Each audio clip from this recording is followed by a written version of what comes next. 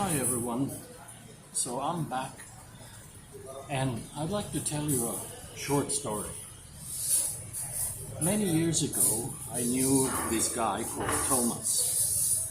Thomas always dreamed about riding the old 1200cc V-twin Harley down the Route 66, taking in the scenery and enjoying the bike's power, smooth ride, speed and comfort. But then, a few years later, I came back to town and I saw Tom riding on a tuned-up 200cc single-cylinder Honda Phantom with an aftermarket super loud exhaust mounted on it. Well, it wasn't a Harley, all right, but it was still a cruiser. And it was still a motorcycle. It wasn't as stylish or powerful or fast or let alone comfortable, but it did get you from A to B. It was surely better than having no motorcycle at all.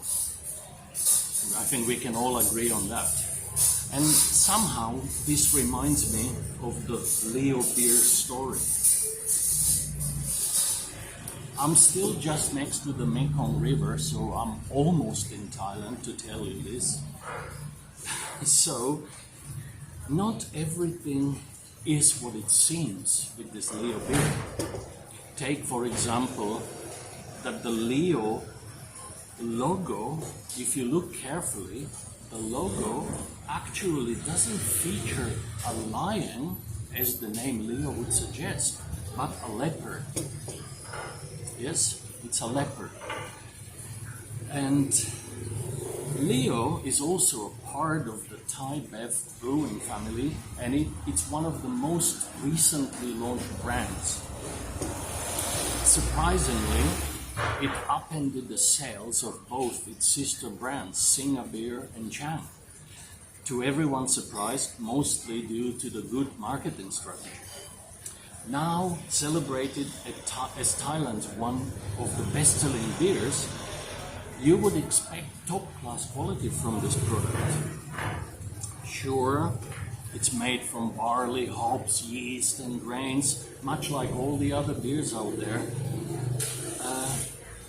Even though the proportions or the quality of those ingredients are not readily available, and that goes for all beer brands. It also looks like a beer, and it certainly quenches thirst, no doubt. But the difference becomes apparent when you open this thing.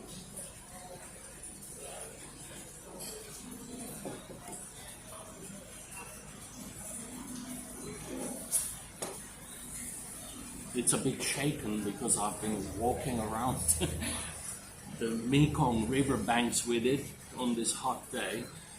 But if it's cold and if it's poured into a glass, the color quickly turns yellow instead of golden. And the beer head disappears in less than a couple of minutes completely. This beer contains 5% of alcohol, just like most of these beers do. And as you can see yourself, it's a very light yellow color. There's no sign of that golden color.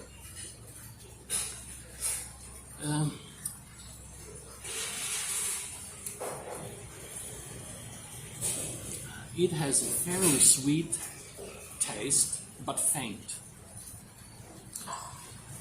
You can barely taste the corn or the hops or the yeasts and the grains in it. The hops is very low. The hops presence is almost non-existent. And the flavors are very barely pronounced, let alone enjoyed. And the carbonation is pretty high, almost as much as in a soda. Well, having said all that, it still quenches thirst on a hot day.